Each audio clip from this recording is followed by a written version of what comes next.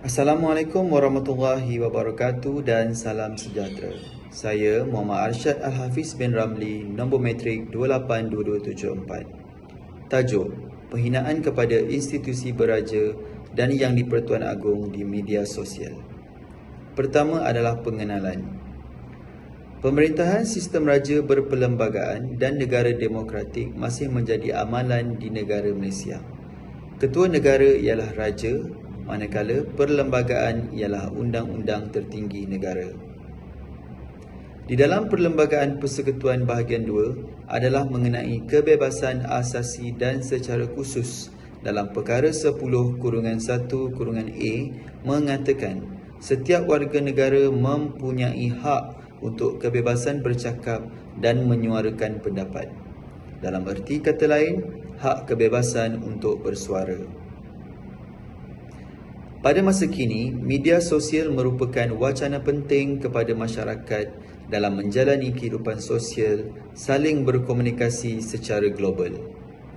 Dari sudut interaksi sosial pula dapat dilihat berlakunya masalah buli cyber yang membawa kesan negatif terhadap emosi sehingga melanggar batas-batas agama dan negara. Isu penghinaan institusi beraja telah timbul akibat kebebasan bersuara yang melampau. Menyuarakan pendapat dan kritikan adalah hak sebagai pengguna sosial media. Namun, kebebasan ini tidak bererti penggunaannya bebas mengeluarkan apa sahaja pandangan yang tidak beretika kerana penyataan yang disiarkan adalah termaktub kepada undang-undang negara yang tujuannya demi melindungi kepentingan awam secara total. Assalamualaikum dan salam sejahtera. Saya Ismail Akil bin Ismail, bernombor metrik 282203, ingin melakukan pembentangan yang seterusnya. Jadi, isu penghinaan terhadap institusi beraja yang di-Pertuan Agong di media sosial adalah isu yang serius dan sensitif yang boleh mengancam keselamatan, kestabilan dan perpaduan negara. Institusi beraja adalah simbol kedaulatan, kemerdekaan dan identiti negara yang dihormati dan disanjungi oleh rakyat Malaysia, terutamanya orang Melayu dan Bumiputera. Penghinaan terhadap institusi beraja adalah satu kesalahan di bawah Perlembagaan Persekutuan, Akta Hasutan 1948, Akta Komunikasi dan Multimedia 1998, Kanun Keseksaan. Selain daripada itu, kita juga mempunyai idea atau konsep untuk mencegahnya daripada terus menular di dalam negara kita ini, yang perkara ini dititik beratkan dan perlu dicegahlah sebelum menjadi barah. Jadi, bagi membendung isu penghinaan terhadap institusi beraja di media sosial, berikut adalah beberapa cadangan yang boleh dilaksanakan. Adalah seperti memperkukuhkan penguatkuasaan undang-undang dan peraturan yang sedia ada, bagi mengesan, menangkap, menyiasat, mendakwa dan menghukum mereka yang melakukan penghinaan terhadap institusi beraja di media sosial. Pihak berkuasa seperti polis, Suruhanjaya Komunikasi dan Multimedia SKMM, JAKIM dan Jabatan Peguam Negara perlu bekerjasama secara efektif dan cekap untuk menangani kes-kes penghinaan ini dengan segera dan tegas, supaya benda ini dapat dibendung dan dikawal daripada akarnya. Selain itu, meningkatkan kesedaran dan pendidikan rakyat mengenai kedudukan, peranan, fungsi dan tanggungjawab institusi beraja dan dalam sistem politik, ekonomi, sosial dan budaya negara lah. Mengenai sejarah, tradisi, adat, resam, protokol, etika, undang-undang dan perlembagaan yang berkaitan dengan institusi beraja. Jadi perlu ada satu penekanan yang dalam untuk rakyat Malaysia supaya faham akan perlembagaan kita, untuk kita hormati sistem-sistem beraja kita yang telah ditetapkan sejak dulu lagi. supaya tidak ada isu-isu yang berunsur perkauman dan boleh memporak-perandakan institusi beraja kita. Jadi secara kesimpulan, isu penghinaan terhadap institusi beraja dan di media sosial adalah isu yang tidak boleh dipandang ringan atau diabaikan oleh mana-mana pihak. Isu ini memerlukan tindakan segera dan tegas daripada pihak berkuasa dan kerjasama daripada semua pihak untuk membendungnya. Isu ini juga memerlukan kesedaran dan pendidikan daripada rakyat untuk menghormati dan mempertahankan institusi beraja sebagai lambang kedaulatan, kemerdekaan dan identiti negara. Institusi beraja adalah warisan sejarah, tradisi, budaya dan perlembagaan. Jadi jika bukan kita yang mempertahankan perlembagaan warisan budaya ini, siapa lagi kan? Sebab kita adalah waris yang generasi yang seterusnya untuk memimpin negara ke arah yang lebih baik dan antara pemimpin-pemimpin, bakal-bakal pemimpin yang akan meneruskan tradisi dan warisan perlembagaan negara kita ini. Ya, itu saja daripada saya, pembentangan daripada saya. Sekian, terima kasih. Assalamualaikum, saya Nur Aira Idilia binti Elong, nombor matriks 282-452 dan kemudian kami telah memilih isu penghinaan yang di Pertuan Agong dan institusi beraja di media sosial. Teknologi maklumat yang berkembang semakin pesat memberi kebebasan kepada komunikasi tanpa had di seantero dunia. Malah sosial media kini wujud sebagai platform komunikasi yang paling popular di era masa kini hingga menjadi sebahagian daripada keutamaan di dalam kehidupan seharian manusia. Kepentingan sosial media adalah untuk mendapatkan sumber maklumat yang terkini, mendapatkan hiburan dan wadah memujuk serta menjadi pengaruh meningkat masyarakat. Vivian 2002 berpendapat bahawa media sosial sangat penting kerana ia merupakan sumber maklumat, sumber hiburan dan forum memujuk dan meningkat pengaruh terhadap masyarakat. Pembentukan sejarah institusi diraja, raja berperlembagaan dan hukum negara kini tidak dipahami dan tidak dihayati oleh sesetengah kelompok individu. Timbulnya isu penghinaan terhadap Raja Sultan dan kaum kerabatnya akibat kurangnya ilmu pengetahuan mengenai perkara ini dan tidak ada langsung rasa hormat. Kumpulan ini berusaha untuk mengeluarkan pernyataan mereka yang terpendam tanpa menggunakan wadah dan saluran yang sahih. Keburukan tentang institusi diraja cuba diadakan oleh mereka kerana merasa tidak berpuas hati hingga kata-kata yang kesat dan tidak senonoh digunakan terhadap Raja dan Sultan. Ini dengan cara terang-terangan merupakan satu perlakuan yang tidak mempamerkan budaya ketimuran seorang rakyat Malaysia. Contoh kes penghinaan yang di Pertuan Agong di media sosial. Kes yang pertama adalah pada tahun 2009 yang melibatkan 6 orang pelawat foto telah meninggalkan komen jahat dan tidak bermoral yang telah menghina Sultan Azlan Shah iaitu Sultan Perak Darul Rizwan. Komen yang ditinggalkan adalah mengenai konflik politik di negara itu. Mereka yang tersebut ialah Azrin Mazin, Muslim Ahmad, Nur Hisham Uthman, Chan Hong Kiong, Hu Hui Swang dan Rutinin bin Suhaimi. Mereka dituduh di 4 buah mahkamah yang berasingan di Mahkamah Stesen Kuala Lumpur, Petaling Jaya, Kota Kinabalu dan Butterworth dan telah dituduh di bawah Seksyen 233 Akta Komunikasi dan Multimedia 1998. Pertuduhan ini adalah atas perbuatan penyiaran isi kandungan sumbang, lucah palsu, mengancam atau jelek sifatnya dengan niat mengacau, mendera, mengugut atau mengganggu. Kesalahan bagi pertuduhan ini adalah hukuman denda maksimum RM50,000 atau hukuman penjara maksimum 1 tahun atau kedua-duanya jika sabit kesalahan.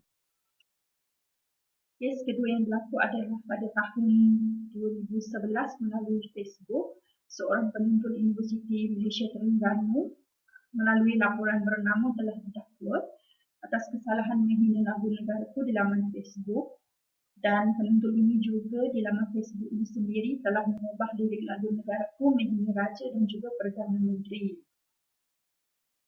Pada Mei 2013, terdapat satu kes penyiaran daripada akaun Facebook individu yang dinamakan Cucu Nabi yang mengungsikan gambar dari laman Facebook untuk Sultan Medan, Zainal Abidin, Sultan Terengganu dan menyiarkan gambar baginda yang lengkap menggunakan pakaian istiadat dan komen yang digunakan adalah untuk menghina dan memalukan Sultan Medan. Pemilik akaun ini tidak berpuas hati kerana himpunan Black 505 di Terengganu. Dan di sini jelaslah bahawa prinsip kedua rukun negara iaitu kesetiaan kepada raja dan negara telah dilanggar kerana hantaran berbau penghinaan terhadap raja-raja melalui media sosial. Selain itu, prinsip keluhuran perlembagaan juga telah dicemari. Tahun 2021, terdapat 2 kes perasingan yang didakwa di mahkamah mengenai menghasut dan membuat komunikasi jelek terhadap Yang di-Pertuan Agong. Dan kesalahan ini dilakukan oleh seorang suri rumah melalui laman sosial Twitter miliknya. Kes sama yang kedua pula melibatkan pertuduhan membuat dan memulakan penghantaran komunikasi jelek sifatnya terhadap Yang di-Pertuan Agong dengan niat untuk menyakitkan hati orang lain melalui aplikasi yang sama, dan kesalahan dituduh di bawah Seksyen 233-1-A Akta Komunikasi dan Multimedia. Dan bagi pertuduhan ini, suri rumah tersebut telah mengaku bersalah dan telah dikenakan hukuman denda RM10,000. Permasalahan dan juga peristiwa yang berlaku di Malaysia disiarkan tidak ada akhbar, tidak kira media cetak atau elektronik. Tujuannya adalah untuk berkongsi dan menyebarkan maklumat kepada orang ramai. Ini adalah sebagai mesej kepada rakyat Malaysia. Isu-isu mengenai pendidikan, ekonomi, kesihatan dan sosial dijadikan oleh para wartawan sebagai bahan berita. Tidak ketinggalan juga isu mengenai institusi diraja Malaysia. Setiap individu menganggap isu ini penting dan seringkali menjadi fokus. Pemerintahan di negara Malaysia merupakan institusi yang terpenting. Dawasa ini kesinambungan sejarah dan warisan tamadun bangsa adalah institusi raja yang memberikan implikasi positif kepada kestabilan ekonomi, sosial dan politik. Sebuah negara yang berdaulat, contohnya Malaysia, memasuki Hasan 2013. Dalam perlembagaan Malaysia, kepentingan institusi diraja jelas termaktub dan dapat dilihat dengan jelas. Oleh itu, kebebasan yang diberikan bukanlah sesuatu yang tidak bersyarat. Dalam Perlembagaan Persekutuan, perkara 10-2-A dan juga halangan melalui undang-undang yang digubal, kebebasan bersuara dan menyuarakan pandangan juga mempunyai limitasi dan sempadan. Sekian sahaja daripada saya. Terima kasih. Assalamualaikum dan salam sejahtera. Saya Zulfikri bin Muhammad, nombor metrik 282601, akan membentangkan tentang kesimpulan tentang Undang-Undang Komunikasi yang bertajuk Kebebasan Bersuara.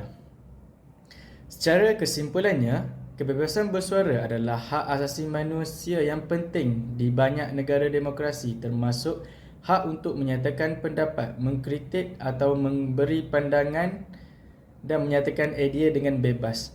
Bagaimanapun, kebebasan bersuara juga mempunyai hak tertentu yang perlu dihormati. Lebih-lebih lagi apabila melibatkan penghinaan terhadap institusi diraja dan Yang di-Pertuan Agong Malaysia di media sosial.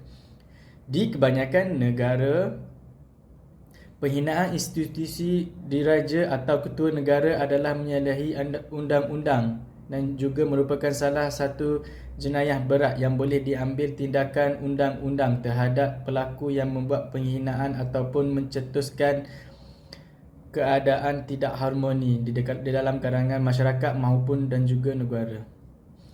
Ianya bergantung kepada sesebuah negara itu, yang mana jika dilihat ada negara yang mempunyai undang-undang terhadap kebebasan bersuara ini secara lebih ketat, dan ada juga yang tidak terlalu ketat.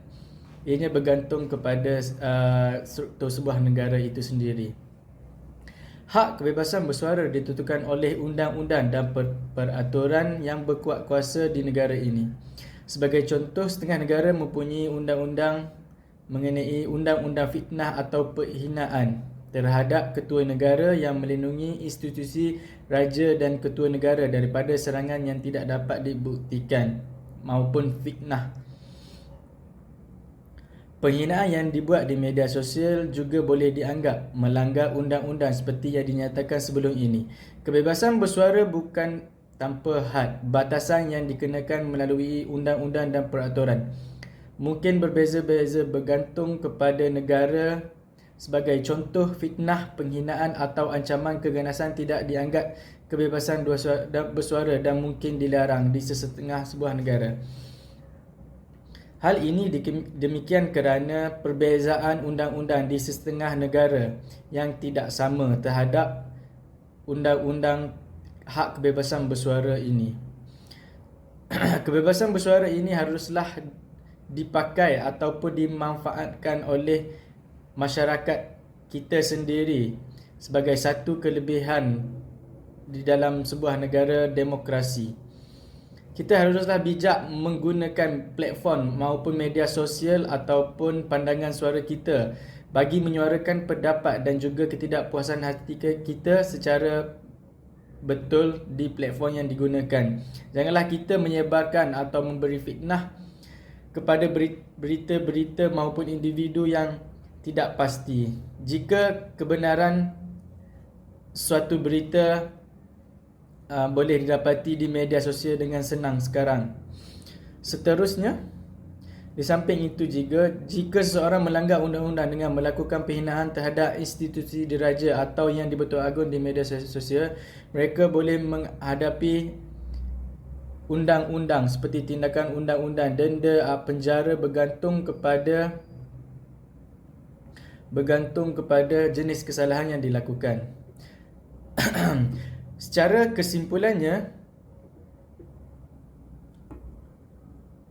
penghinaan terhadap institusi raja dan pencabulan kebebasan bersuara di media sosial merupakan isu yang menjejaskan kestabilan dan keharmonian negara. Kawalan maklumat dan maklumat juga untuk mengekalkan kestabilan antara batasan kebebasan bersuara haruslah dikekalkan.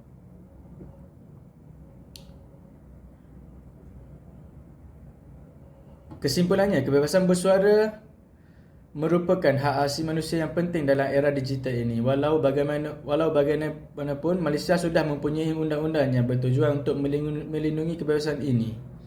Toleransi dalam masyarakat, tindakan tegas perlu diambil terhadap pelaku yang menghina institusi raja dengan memastikan penguatkuasaan undang-undang cekap dan adil. Kerajaan, penyiar dan platform media sosial juga perlu bekerjasama untuk menangani isu ini, melaksanakan mekanisme pemantauan dan penguatkuasaan yang lebih ketat dalam mengekalkan keseimbangan antara kebebasan bersuara dan melindungi institusi raja. Adalah penting untuk menjunjung nilai-nilai keharmonian, perpaduan dan kestabilan negara. Hanya dengan kerjasama dan kesedaran bersama, persekitaran media yang sihat dan bertanggungjawab dapat didasarkan mampu mengekalkan integriti institusi raja dan memajukan negara secara holistik. Sekian pembentangan daripada saya. Terima kasih.